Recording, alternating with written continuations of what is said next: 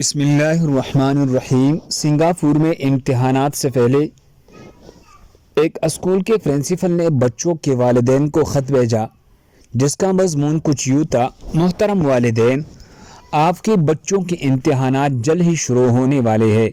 میں جانتا ہوں آپ سب لوگ اس چیز کو لے کر بہت بے چین ہیں کہ آپ کا بچہ امتحانات میں اچھی کارکردگی دکھائے، لیکن یاد رکھیں یہ بچے جو امتحانات دینے لگے ہیں ان میں مستقبل کے آرٹسٹ بھی بیٹھے ہیں جنہیں ریاضی سمجھنے کی ضرورت نہیں ہے۔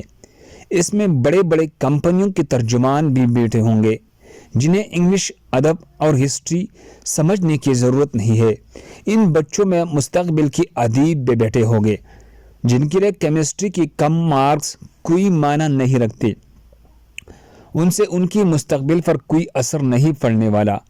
ان بچوں میں ایتھلیٹس بھی ہو سکتے ہیں جن کے فزکس کے مارکس سے زیادہ ان کے فٹنس اہم ہے، لہٰذا اگر آپ کا بچہ زیادہ مارکس لاتا ہے تو بہت ہو، لیکن اگر وہ زیادہ مارکس نہیں لا سکتا تو خدا را اس کی خود اعتمادی اور اس کی عظمت اس بچے سے نہ چھین لیجیے گا۔